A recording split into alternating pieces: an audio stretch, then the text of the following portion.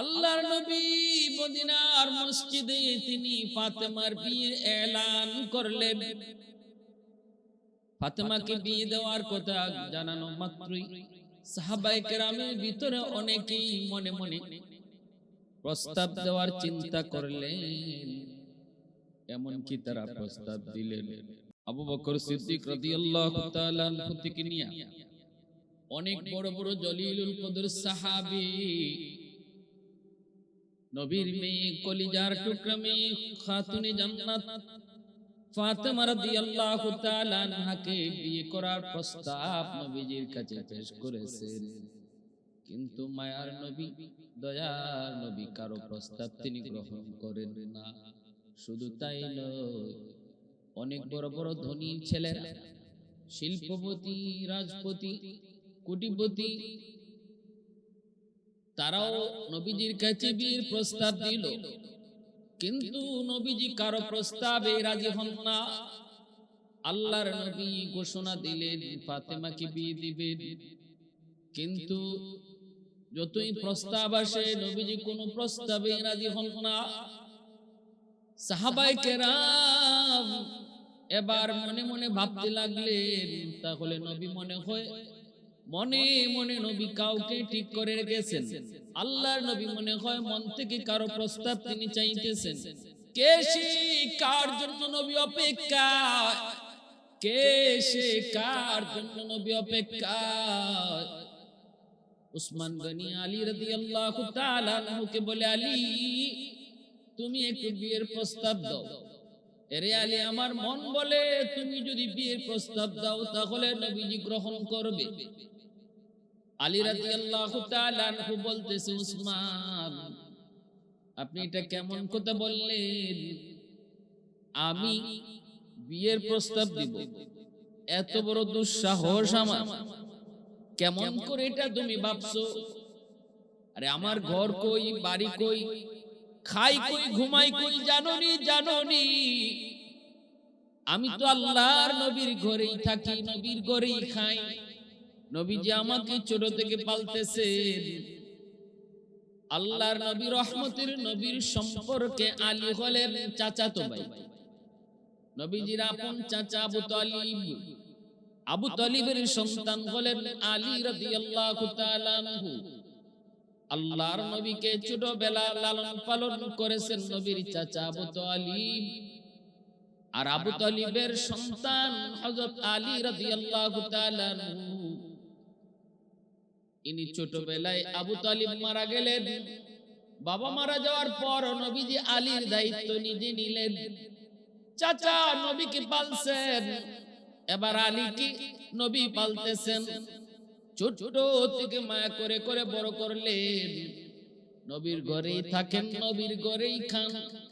হাত খরচের জন্য যদি কিছু টাকা পয়সার প্রয়োজন হয় তাও তিনি নবীর কাছ থেকেই চেয়ে নেন। আলী রাদিয়াল্লাহু তাআলা আনহু বলতেছে, উসমান এটা কেমনে সম্ভব? এটা কিভাবে সম্ভব? কোন সাহসে আমি বিয়ের প্রস্তাব দিব? আলী রাদিয়াল্লাহু তাআলা আনহুর এই কথা শোনা মাত্রই উসমান গনি রাদিয়াল্লাহু তাআলা আনহু বলে, রে আলী, আমার মন বলে মায়ার নবী তোমার অপেক্ষা করতেছেন। আমার মন বলে তুমি যদি বিয়ের প্রস্তাব দাও আল্লাহর নবী তোমার বিয়ের প্রস্তাব গ্রহণ করবে। একটু সাহস করে যাও, যায় তুমি বিয়ের প্রস্তাবটা দাও।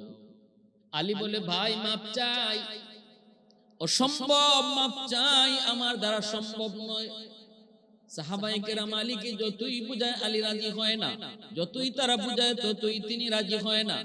উসমান গনি কয়, আলী একটু সাহস করে যা না, কিছু হবে না, আমরা তোমার পিছনে আছি।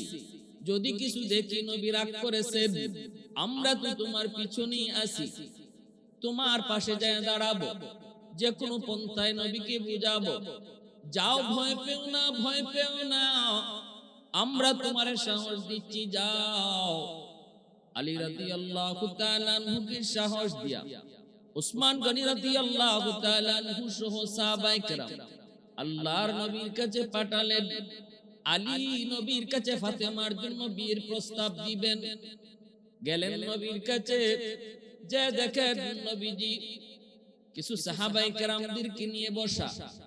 আলী যাই সালাম দিলেন, আসসালাতু আসসালামু আলাইকা ইয়া হাবিবাল্লাহ। নবীজি সালামের জবাব দিয়ে বলতেছেন, কি ব্যাপার আলী? আলী কয়, নবী গো, একটা কথা বলতে চাই। আল্লাহ নবী কই, কি কথা একটু কও। যেই মাত্র নবী কইছেন কি কথা একটু কও, আলী দিছেন দৌড়। এক দৌড়ে মসজিদ থেকে বের হয়ে গেছেন, কথা আর বলতে পারেন নাই। আল্লাহর নবী অবাক। অবাক তো হওয়ার কথাই, নবীজি অবাক হলেন। আলী বলতে চাইলো কি যেন, কিন্তু না বলেই চলে গেল।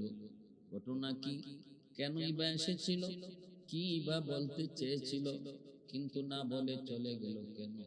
নবীজির মনের ভিতরে অনেকগুলি প্রশ্ন। বের হয়ে মাত্র উসমান গনি কয়, আলী কইসনি, প্রস্তাব দিসনি? আলী কয়, প্রস্তাব দিমু, বলো কোন রকম বাচ্চা আইছি, এই কথা কও, প্রস্তাব তো দূরে। উসমান গনি কয়, রে আলী, এত বড় বীর পুরুষ তুমি, এখানে এত দুর্বল কেন? এ আলী, তুমি এত বড় বীর বাহাদুর, হায়দার তোমার উপাধি, যুদ্ধের ময়দানে বীর বাহাদুরি দেখাও, হিংসের সিংহের মতো, বাঘের মতো গর্জন দাও, দুশমন তোমার নাম শুনলেই থরথর করে কাঁপে। আর এখানে তুমি একটা বিয়ার প্রস্তাব দিবা, ভয়ে পারো না, এটা কেমন কথা? আলী কয়, ভাই উসমান, মাপ চাই, আমারে যত যা কিছু বলো সব পারবো, কিন্তু এই কাজটা আমারে কইও না, কারণ আমার অত্যন্ত ভয়। কোন সাহসে আমি বিয়ে প্রস্তাব দিতে যাব? আমি আল্লাহর নবীর ঘরেই থাকি, নবীর ঘরেই খাই, সেখানে নবীর মেয়েকে বিয়ে করার প্রস্তাব আমি কোন সাহসে দেব? এটা আমার অত্যন্ত ভয়, এটা ছাড়া অন্য কথা কও, এই কথা কইও না। উসমান গনি কয়, আলী, আমার মন বলে যা, আগামীকাল আবার তারে বুঝে শুনে পাঠাইতেছেন। আলী আবারও কয়, তোমরা আমার পিছে থাকবাইনি, নবী যদি আমাকে ধমক দেন অথবা গুসা করেন, তোমরা আমার পিছনে থাকবাইনি। সাহাবায়ে কেরাম কয়, হ, টেনশন তুমি করবা না, কোনো ভয় নেই, কোনো টেনশন নেই, আমরা তোমার পিছনে আছি। দ্বিতীয় দিন আল্লাহর নবী কি পাঠাইলেন, আল্লাহর নবীর কাছে আলীকে পাঠাইলেন। এই দিন আলী যায় নবীকে সালাম দেয়। নবীজি কি সালাম দেয়া কয়, নবী গো, একটা কথা। আল্লাহ নবী যেই মাত্র পিছনে তাকায় আলীর চেহারার দিকে, কি কথা কও? আলী আর কথা বলতে পারে না, দৌড়, এক দৌড়ে মসজিদ থেকে আবারও বের হয়ে গেলেন, আবারও বের হয়ে গেলেন। উসমান কে, আলী কইসনি? কয়, মাপ চাই, পারি না, পারি না, এই বিষয়ে আমারে আর তোমরা রিকোয়েস্ট করো না। নবীজি আমার দিকে তাকানো মাত্রই আমি আমার কথা ভুলে যাই, ভয়ে আমি আতঙ্কিত হয়ে পড়ি, কলিজা কেঁপে উঠে। না না, এমন কথা বইল না, জাননি জাননি ফাতেমাকে সাইয়্যিদাতুন নিসাই আহলিল জান্নাহ, জান্নাতের সকল মহিলাদের সরদারিনী যার উপাধি, এত সম্মানী, এত দামি, এত দামি ফাতেমা, আমি কোন সাহসে তার বিয়ের প্রস্তাব দেই? জানুনি ফাতেমাকে রাহমাতুল লিল আলামিনের কলিজার টুকরা, কোন সাহসে আমি আলী তার বিয়ের প্রস্তাব দেই? উসমান গনি কয়, আলী ভয় পাইস না, ভয় পাইস না, আমার মন বলে তুই একটু সাহস করে ক, একটু সাহস করে ক বেটা, আমার মন কয় নবীজি তোর প্রস্তাব পাইলে বড় খুশি হয়ে যাবে। তৃতীয় দিন আলীকে পাঠাইতেছেন।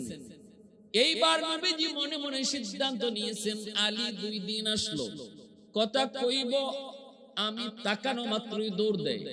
ঘটনা কি, কি বলতে চায় বলে না কেন, কেনই বা আসলো, আসলোই যখন বলবো না কেন? ঠিক আছে, আগামীকাল যদি আসে দেখবো, না কইয়া যায় কেমনে? তৃতীয় দিন আলী যখন আইছেন, সালাম দিয়া নবীর পাশে বইসা যখন কয়, নবী গো একটা কথা, আল্লাহ নবী মুখ ফিরা তাকান নাই, নবীজি মুখটা অন্যদিকে রাইকেই আগে হাত দিয়া থাপা দিয়া আলীর হাতটা ধরছেন। আলীর হাতটা নবী থাপা দিয়া ধরছেন, ধইরে নবীজি চেহারা ঘুরাইছেন। ঘুরায় নবী বলতেছেন, আলী এবার কও কি বলতে চাও? 2 দিন আইছো কথা কইবা না, কইয়া তুমি দৌড় দিয়ে চলে যাও। আজ তোমাকে সারাসারি নেই, আজ তোমাকে যেতে দিব না, বলতেই হবে তুমি কি বলতে চাও। আলী রাদিয়াল্লাহু তাআলা আনহু ভয়ে কাঁপতেছেন। ওগো নবীজি একটু হাতটা ছাড়েন। নবীজি কয় হাত সারাসারি নাই, হাত ছাড়বো না, আগে বলো কি বলতে চাও বলো, না বললে সারাসারি নাই। আল্লাহ নবী যখন শক্ত করে হাতটা ধরলেন, আলী বুঝে গেলেন এবার আর সারাসারি নাই, এবার আর ছুটাছুটি নাই, এবার আর দৌড় দেওয়ার কোনো সুযোগ নাই, কথা বলতেই হবে। আলী বলতেছেন, নবী গো বলবো বলবো, কিন্তু কি বলবো ভুলে গেছি। নবী কই, আলী ডানে বামে কথা ঘুরাও না, ভুলে থাকলে তুমি ইয়াদ করো, কথা কিন্তু আজকে বলতেই হবে। কোন কথা নিয়ে তুমি 3 দিন আমার কাছে আসতেছো? নবী যখন শক্ত করে ধরলেন আর বলতেছেন কোন সারাসারি নাই, আলী বুঝে গেলেন না বললে কোনো উপায় নেই। আলী সাহস করে কয়, নবী গো আপনি কয়েকদিন আগে ফাতেমার বিয়ের ঘোষণা দিয়েছেন। আল্লাহর নবী কয়, হ্যাঁ আমি তো ঘোষণা দিছি, কেন কোন উপযুক্ত পাত্র পাইছো নাকি? আলী মাথার নিচের দিকে দিয়া লজ্জায় তিনি কইতেছেন, নবী গো কেমনে কই, আমি নিজেই প্রস্তাব দিতেছি, আমি নিজে একজন প্রার্থী, কিন্তু কোন সাহসে কই, সাহস হয় না, ভয় পাই। আল্লাহর নবী কি যেই মাত্র মনের কথাটা শোনায় দিয়েছেন, দ্বীনের নবী মায়ার নবী টান দিয়ে বুকে জড়ায় নিছেন। নবী বুকে জড়ায় নিয়ে কপালে চুমো খায়, কয় আলী আয় আমার বুকে আয়, আয় আমার বুকে আয়, আমি তুই প্রস্তাবটার জন্যই এতদিন পর্যন্ত অপেক্ষায় রে, কারণ আসমানের মালিক তোমার সাথে আমার ফাতেমাকে বিয়ে দেওয়ার ইশারা দিয়েছে। আল্লাহর নবী রহমতের নবী বলে, আলী আমার মেয়ে ফাতেমাকে বিয়ে তো করবা, কিন্তু মোহর আসেনি, মোহর কি দিবা? মোহর তো লাগবে, কারণ একজন নারীর জন্য বিয়ের সময় মোহর এটা নারীর হক, নারীর পাওনা, পুরুষের জন্য মোহর দেওয়া ওয়াজিব। আল্লাহর নবী রহমতের নবী বলে, আলী মোহর আসেনি, কি তুমি মোহর দিবা? মোহর দেওয়ার মতো কি আছে?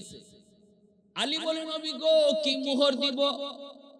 আমার কাছে কি এমন আছে, যা আছে সব তো আপনি জানেন। আল্লাহর নবী গো কিসের মোহর? এই না আপনার ঘর থেকে খেয়ে বের হইলাম, রাতে যে আপনার ঘরেই ঘুমাবো, আপনার ঘরেই খাই, আপনার ঘরেই ঘুমাই, হাত করেছে পয়সা লাগলো আপনার কাছে চেয়ে নেই, আমি আবার মোহর দিব কোথা থেকে? নবীজি বলে, আলী এই কথা কয়ে লাভ নাই, মোহর তো লাগবেই। আল্লাহ পাক বলেছেন, ওয়া আতুন নিসা সাদকাতিহিন্না নিহলা, খুশি খুশি তোমরা নারীদেরকে মোহর দাও। আল্লাহ পাক রব্বুল আলামিনের আদেশ, এজন্য মোহর দেওয়া ওয়াজিব। বিয়ের ক্ষেত্রে মোহর ধার্য করা ওয়াজিব, দেওয়াই লাগবে, এটা না দেওয়ার কোনো সুযোগ নাই। শরীয়তের বিধান হলো মোহর যদি কোন পুরুষ কোন নারীকে না দেয়, শুধুমাত্র কাগজে লেখা রাখে, আর ওই অবস্থায় সে মোহর না দিয়ে যদি মারা যায়, কিয়ামতের ময়দানে একজন বিবি একজন স্ত্রী সবার আগে আল্লাহর আদালতে স্বামীর বিরুদ্ধে মোহরের মামলা দিবে। মোহরের মামলা এটা বান্দার হক, এটাকে হকুল ইবাদ বলে। হকুল ইবাদ বড় খতরনাক, বড় সঙ্গীন। আল্লাহর হক আল্লাহ চাইলে মাফ করে দিবে, কিন্তু বান্দার হক আল্লাহ কখনো মাফ দিবে না। স্ত্রীর মামলা যদি স্বামীর উপরে থাকে, স্বামীর মামলা যদি স্ত্রীর উপরে থাকে, সন্তানের উপরে যদি বাপ-মার মামলা থাকে, ভাইয়ের উপরে যদি ভাইয়ের মামলা থাকে, ভাইয়ের উপরে যদি বোনের মামলা থাকে, যদি বোনে মামলা দেয়, আল্লাহ আমার ভাই আমাকে সম্পদ দেয় নাই, আব্বার রেখে যাওয়া সম্পদ, যেই সম্পদ তুমি ধার্য করেছো, আল্লাহ পাক নিজে ওয়ারাসত বন্টন করেছেন। কে কতটুকু অংশ পাবে বাবা মারা যাওয়ার পর, ভাই কতটুকু, বোন কতটুকু বন্টন করেছেন মালিক। দুনিয়ার কোন মেম্বার নয়, কোন চেয়ারম্যান নয়, কোন এমপি নয়, আহকামুল হাকিমিন মালিক, সকল জাহানের মালিক আমার আপনার মালিক, তিনি এই বন্টনটা করেছেন। অতএব যদি এই বন্টন কেউ কাউকে না দেয়, ভাই যদি ভাইকে কম দেয়, ভাই যদি বোনকে না দেয়, আল্লাহ কর্তৃক যে পাওনা, সেই পাওনা যদি কেউ কাউকে না দেয় রে যুবক, এটা হকুল ইবাদের ভিতরে গণ্য, বান্দার হক নষ্ট করার মধ্যে শামিল। কিয়ামতের ময়দানে আল্লাহ পাক রব্বুল আলামিন সাফ সাফ জানিয়ে দিবে, বান্দা এক ওয়াক্ত নামাজ তোর কাজা হয়েছে, আমি আল্লাহ তোরে মাফ করে দিলাম। একটা রোজা তোর কাজা হয়েছে, যা আমি আল্লাহ তোরে মাফ করে দিলাম। কিন্তু তুই যে তোর ভাইয়ের হক মারছো, তুই যে তোর বোনের হক নষ্ট করেছো, তুই যে তোর স্ত্রীর মোহর দেও নাই, এই বিষয়টা কিন্তু আমি আল্লাহ কিছু জানি না। আজ তারা আমার আদালতে মামলা করেছে, এই মামলার রায় তুমি আগে পাও, তারপরে তুমি তোমার নামাজ, রোজা, হজ, যাকাত লইয়া জান্নাতে যাও। নতুবা তোমার জীবনের নামাজ, তোমার জীবনের রোজা, তোমার জীবনের হজ, তোমার জীবনের যাবতীয় আমল এক জায়গায় আটক থাকবে। মানুষের যা হক নষ্ট করেছো, সবগুলি হক, এই হকের বদলা তোমার নেকি তাদেরকে দেওয়ার পর যা থাকবে, তখন তোমার আমল হিসাব করা হবে। কিয়ামতের ময়দানে রাসূল বলেন, জানুনি দুনিয়াতে যেই মানুষটা নিঃস্ব অসহায়, সে গরিব নয়, সবচেয়ে বড় গরিব হলো যে মানুষটা পাহাড় পরিমাণ নেকি নিয়ে জান্নাত আল্লাহর দরবারে উঠছে, কিন্তু এই নেকি তার কোনো কামে আসে নাই। মানুষের হক যা নষ্ট করেছিল, এই হকগুলা দিতে দিতে তার সব নেকি শেষ হয়ে যাবে। পাহাড় পরিমাণ নেকি ছিল, কিন্তু কোনো নেকি নাই। স্ত্রীর মামলা, এই মামলা ডিসমিস করতে স্ত্রীকে তার হজের সওয়াব দিয়ে দিবে।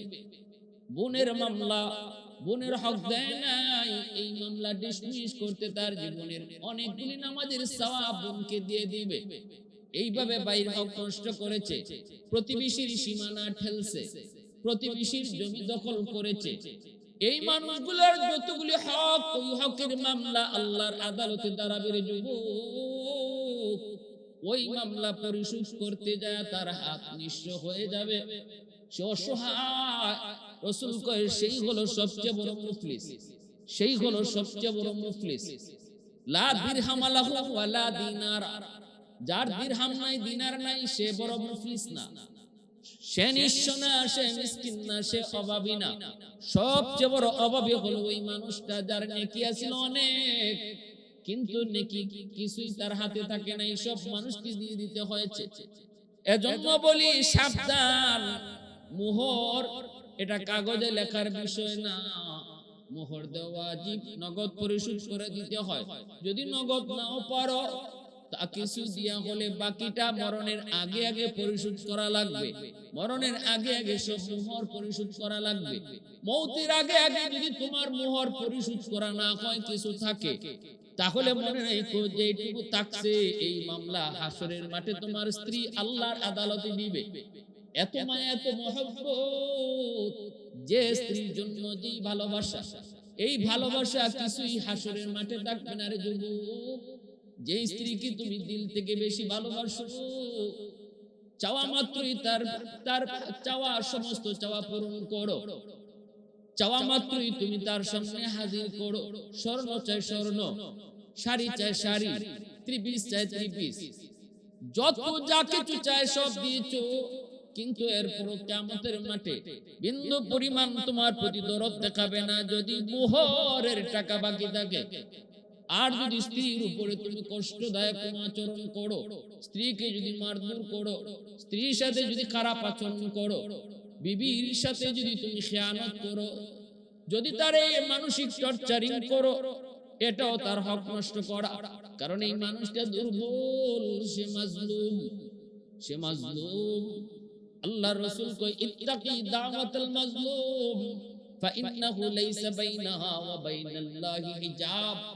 মনে রাখো দুর্বলের উপরে কেউ জুলুম কইরো না। রাসূল কই দুর্বলের আহাদারি আল্লাহর দরবারে পৌঁছতে বাধা থাকে না। ঘরের ভিতরে আমার স্ত্রী আমার কাছে সবচেয়ে বেশি দুর্বল, কারণ এই ঘরে তার সাথে তার মা আসে নাই, বিয়ের সময় বোন সাথে আসে নাই, বিয়ের সময় আদরের ভাই আসে নাই।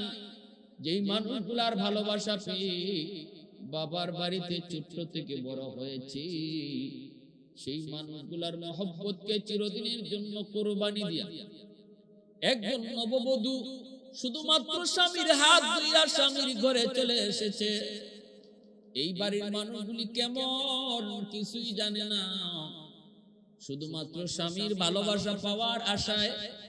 আজ যদি তুমি স্বামী তারে ভালোবাসা না দাও, যদি তারে টর্চারিং করো, তারে মানসিক ভাবে প্রেসার দাও, শারীরিক নির্যাতন করো, রেডি থাইকো, চোখের পানির ফোঁটা কিন্তু জমিনে নেয় না রে যুবক।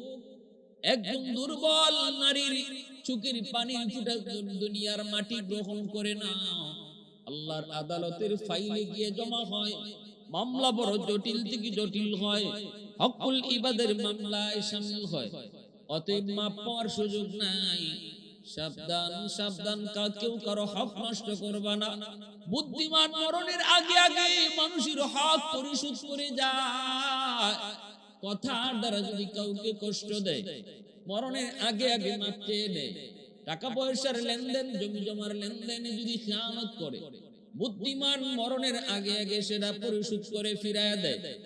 আর অবুধ আর নির্বুধ মানুষের মামলা কাঁধে লইয়া কবরে ঢুকে, অথচ এই রেখে যাওয়ার সম্পদ সে ভোগ করে না, ভোগ করে তার সন্তান, তার ওয়ারিস।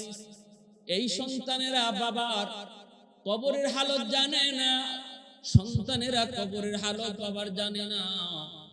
জানতো যদি বাবা যে অন্যায়ভাবে মানুষের হক নষ্ট করেছে, এই সম্পদ সন্তানেও রাখতো না, সন্তান এটা ফিরে দিত। কিন্তু বাবার হালত জানে না। এজন্য বলি যুবক ও আল্লাহর গোলাম বাবাজিরা, একটু দিলটা নরম করে কথাগুলি বুঝার চেষ্টা করো। যে সম্পদ তুমি অন্যের কাছ থেকে মাইরা দখল কইরা সন্তানকে দিয়ে যাইতেছো, এই সন্তান কিন্তু হাসরের মাঠে তুমি বাবার পরিচয় দিবে না। হাসরের ময়দানে আদরে স্ত্রী স্বামী পরিচয় দেয় না, হাসরের ময়দানে ভাই ভাইয়ের পরিচয় দেয় না। বিন্দু পরিমাণ কেউ তোমার উপকার করবে না। ইয়াউমা ইয়াফিরুল মারউ মিন আখিহি ওয়া উম্মিহি ওয়া আবিহি ওয়া সাহিবাতিহি ওয়া বানিহি লিকুল্লি ইমরিইন মিনহুম ইয়াউমা ইযিন শাআনুন ইউগনিহি। আল্লাহ পরিষ্কার বলছেন, সবাই খালি ইয়া নফসি কইব, সবাই খালি কইব আল্লাহ আমারে বাঁচাও, আল্লাহ আমারে বাঁচাও, আমারে বাঁচাও। কোথায় আমার স্ত্রী, কোথায় আমার বাবা, কোথায় আমার মা, কোথায় আমার সন্তান? আল্লাহ কয় কিয়ামতের মাঠে একজনও এই কথা কইতো না। এ মানুষ, সাধারণ মানুষ তোমরা যারা, তোমরা তো বহুদূর, কোন নবী পর্যন্ত আল্লাহর দরবারে হাসরের ময়দানে এই কথা কইতো না। নূহ নবী কইতো না মালিক আমার আব্বা কই, আমার সন্তান কই, কথা আল্লাহরে কইতো না। নূহ নবীও কইব ইয়া নফসি, আল্লাহ আমারে বাঁচাও, আমারে বাঁচাও। ইব্রাহিম পয়গম্বর কইব আল্লাহ আমারে বাঁচাও। এইভাবে সকল নবী শুধু কইব আমারে বাঁচাও। শুধুমাত্র কেবলমাত্র আমার আপনার নবী, রহমতের নবী, দু জাহানের বাদশা, সাইয়্যিদুল মুরসালিন নবী মুহাম্মদুর রাসূলুল্লাহ সাল্লাল্লাহু আলাইহি ওয়াসাল্লাম শুধু বলবেন ইয়া হাব ইয়া উম্মতি ইয়া উম্মতি ইয়া উম্মতি ইয়া উম্মতি। আল্লাহ আমার উম্মত কই, আল্লাহ আমার উম্মত কই, আমার উম্মতের কি হালত? শুধুমাত্র কেবলমাত্র আমার আপনার নবী বলবে। সুপারিশ করার অধিকার একমাত্র আল্লাহ তার হাবিবকে হাসরের মাঠে দিবে, আর কেউ সুপারিশ করার অধিকার পাবে না। এজন্য বলি যুবক, সাবধান, বুদ্ধিমান কখনো অন্যের হক নষ্ট করে কবরে যায় না। বুদ্ধিমান অন্যের পাওনা লইয়া কবরে যায় না। বোকা যারা তারা অন্যের পাওনা লইয়া কবরে যায়। মোহর ধার্য করা ওয়াজিব, পুরুষের জন্য মোহর দেওয়া ওয়াজিব। এটা লিখিত রাখার শুধু কাম না, আমাদের সমাজের ট্র্যাডিশন হলো লেখো মোহর 10 লাখ, লেখো মোহর 20 লাখ, লেখো মোহর 25 লাখ। মনে মনে নিয়ত হলো এটা লেখলেই চলে, দিতে হয় না। সাবধান সাবধান, মনে রাখবা এই ধরনের নিয়ত কইরা যারা বিয়ে করতেছো, বিয়েটাই সহি হইতেছে না। আর যদি তুমি এই মোহর না দিয়া তুমি বিবির কাছ থেকে কৌশলে তুমি মাপ নাও, সেই মাপটাও মাপ হয় না রে যুবক। বাসর করে কৌশলে মাপ নিল মাপ হয় না। কারণ একজন স্ত্রী, একজন নববধূ, মা বাবা সব চাইরা আনুষ্ঠানিক ভাবে শত শত হাজারো মানুষকে জানায় যখন বিয়ে হয়, এই মহিলাটা স্বামী যদি বাসর করে কৌশল করে মোহর মাপ দাও, নাইলে আমি বাসর করে ঢুকবো না, মহিলাটা পরে বিপদে। নববধূ তখন মোহরের চিন্তা করে না, নতুন স্বামীকে বরণ করার জন্য সে বলে ঠিক আছে আমি মোহর মাপ করে দিলাম। ভালো করে আদ্রাই কো, এটা বিপদে ফালায়া মাপ নেওয়া এটা মাপ হয় না। এটা তোরে বিপদে ফালায়া মাপ নেওয়া মাপ হয় না। সাবধান, এই মাপ হাসরের মাঠে কোনো কাজেই আসবে না, কোনো কাজেই আসবে না। এজন্য মোহর যা পারো, সামর্থ্যের ভিতরে যা আছে দেওয়ার মতো এর দূরই লেখো। সামর্থ্য আছে 2 লাখ দেওয়ার, 2 লাখে মোহর লেখো এবং এই সামর্থ্য অনুযায়ী টাকাটা দেওয়ার চেষ্টা করো। টাকাটা তুমি পরিশোধ করো। সামর্থ্য নাই তোমার 1 লাখ টাকাও দেওয়া, কিন্তু মোহর লেখাইছো 10 লাখ, আসেনি জানি সমাজে চলছে। সম্পূর্ণভাবে এটা নিষেধ, সম্পূর্ণভাবে এটা নাজায়েজ। এজন্য সামর্থ্য যা আছে এই পরিমাণ মোহর লেখো। পারলে নগদ দিয়ে দাও, না পারলে যতদূর পারো দাও, বাকিটা তুমি মাসের মাস তারে দিতে থাকো, দিতে থাকো, নিয়ত করো দেওয়ার, দিতে থাকো।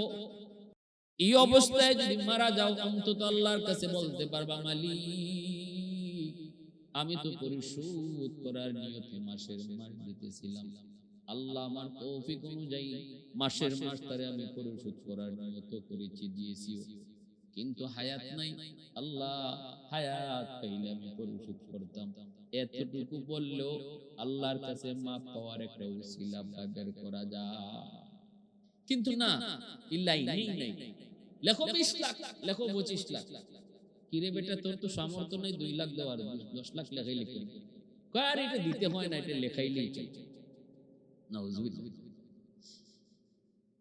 মোহরে ফাতিমি আল্লাহ রাসূল সাল্লাল্লাহু আলাইহি ওয়াসাল্লাম খাতুনে জান্নাত ফাতেমা রাদিয়াল্লাহু তাআলা আনহার বিয়েতে হযরত আলী রাদিয়াল্লাহু তাআলা আনহু যে মোহর দিয়েছিলেন, এই মোহরটার নাম হলো ফাতিমি মোহর। এবং মোহর সর্বনিম্ন কত ধরতে হয় এই বিষয়টাতে আমি ইনশাআল্লাহ আলোচনা করব।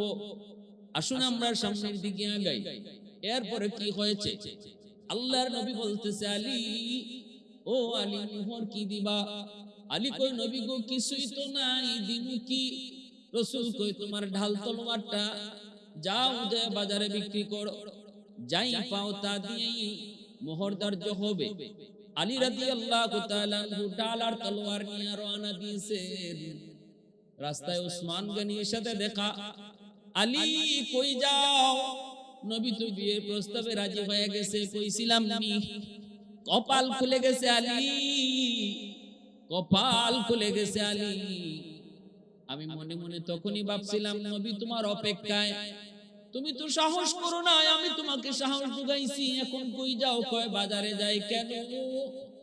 কয় বিয়াতে করব, মোহর তো দেওয়া লাগবে, আমার তো কিছুই নাই, মোহর দিমু কেমনে? রাসূল কয় ডাল তলোয়ার বাজারে বিক্রি করো। এই যে রওনা দিয়েছি, ডাল তলোয়ার বিক্রি করে যা পাবো তাই আমি মোহর ধার্য করব। আলী রাদিয়াল্লাহু তাআলা আনহু তখন বলতেছে রে আলী, উসমান গনি বলতেছে আলী এই ঢাল আর তলোয়ার আমার কাছে বিক্রি করো। আলী বলে কত টাকা আপনি দিবেন? উসমান গনি কয় নেও তোমারে 500 দিরহাম দিলাম। আলী রাদিয়াল্লাহু তাআলা আনহু 500 দিরহাম হাতে নিলেন। উসমান গনি কয় নেও এই টাকা দিয়ে মোহর পরিশোধ করো।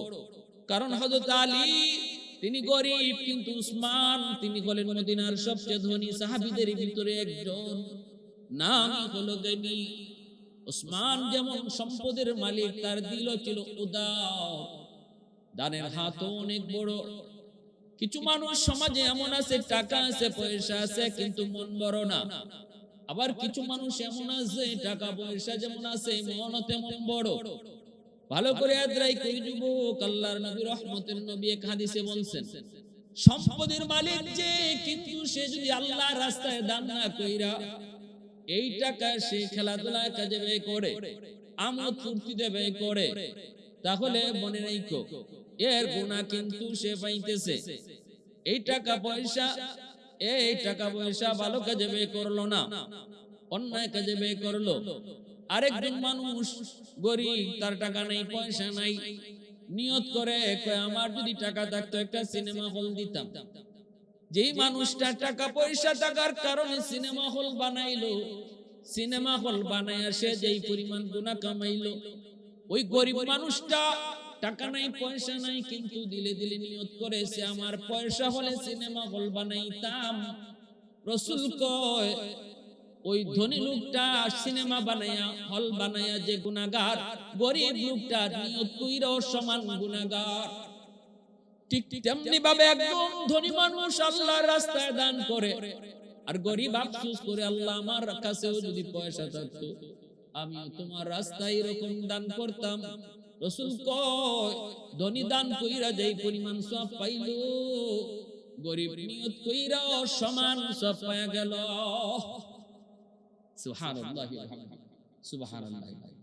সমাজের ভিতরে কিছু মানুষ এমন আছে, পয়সা আছে কিন্তু মন নাই, আল্লাহর রাস্তায় দান করে না, অন্যান্য কাজে খারাপ কাজে তার সব কাজে শরীক আছে। খেলাধুলার চাঁদা চাইলে চাঁদা দেয়, কিন্তু আজ মাসফিলের চাঁদা চাইলে দেয় না। হ্যাঁ, এখানে উদ্দেশ্য তার দুনিয়ার সুনাম কামানে, আখিরাতের চিন্তা নেই।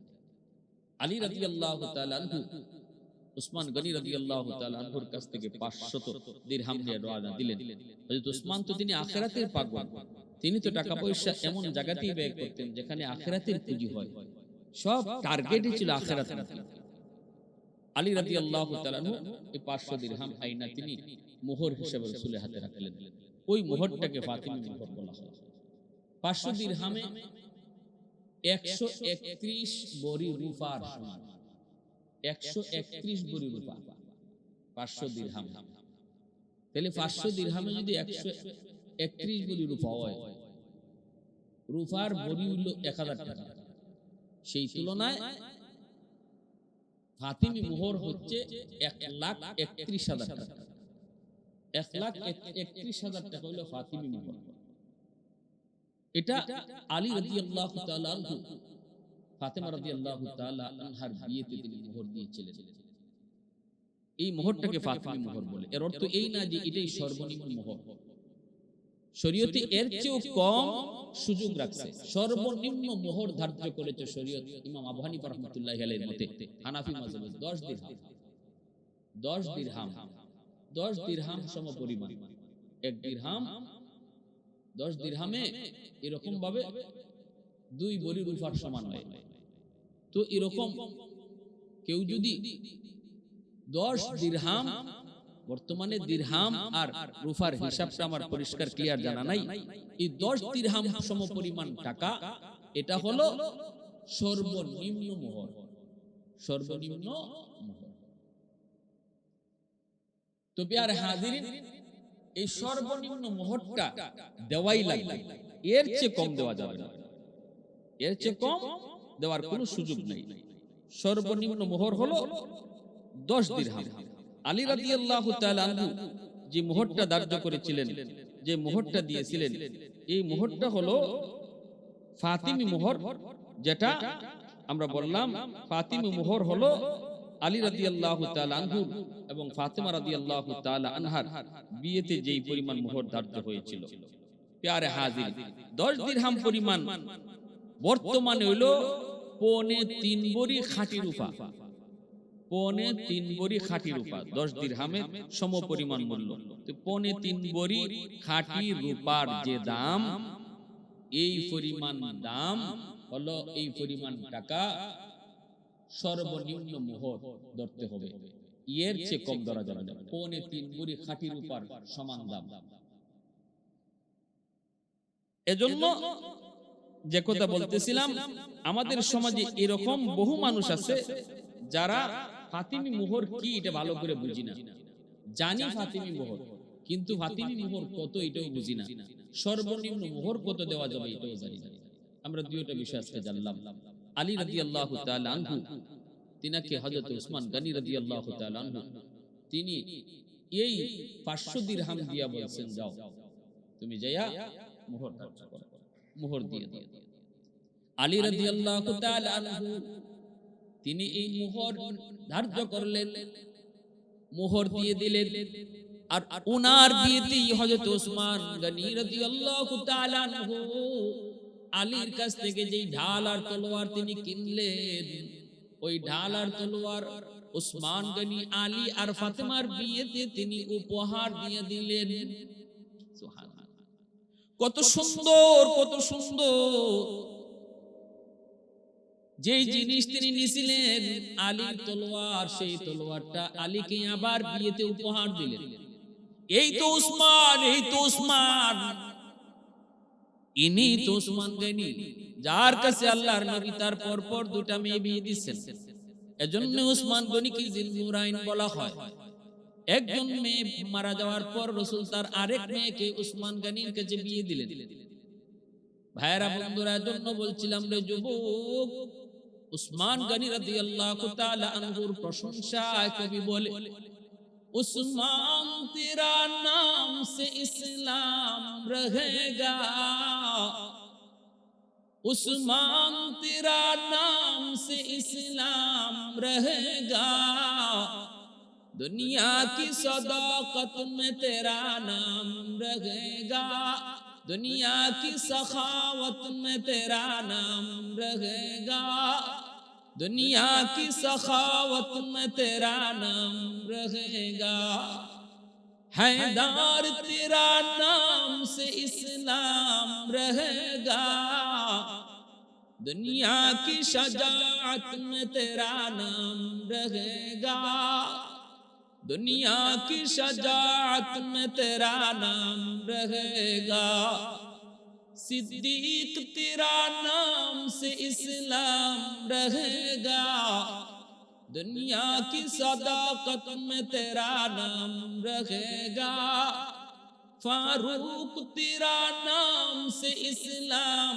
रहेगा, दुनिया की अदालत में तेरा नाम रहेगा, मुआविया तेरा नाम से इस्लाम रहेगा, दुनिया की सियासत में तेरा नाम रहेगा, दुनिया की सियासत में तेरा नाम रहेगा।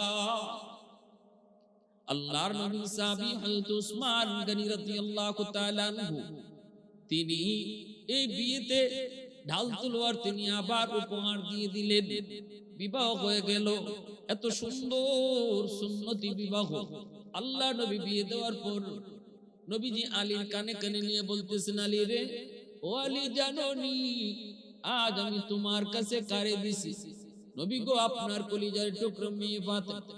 রাসূল কয়, আলী, শুধু আমার ফাতেমা মেয়ে না, হুয়া বিদা, ফাতেমা তু বিদাতুম মিন্নি, ফাতেমা আমার কলিজা, কলিজা রে আলী, আমার কলিজাটা তোরে দিয়ে দিছি।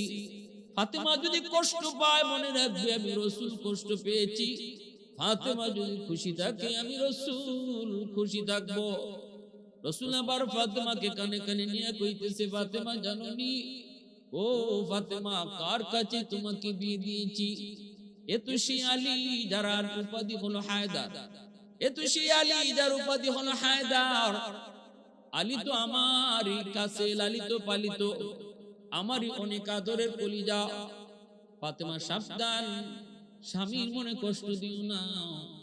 স্বামীর মাইনা চইল, স্বামীর সন্তুষ্টির উপরে স্ত্রীর জান্নাত ওয়াজিব। যেই মহিলার উপরে স্বামী সন্তুষ্ট, এই মহিলা রাসূল কয় মরতে দেরি, জান্নাত পাইতে দেরি হয় না।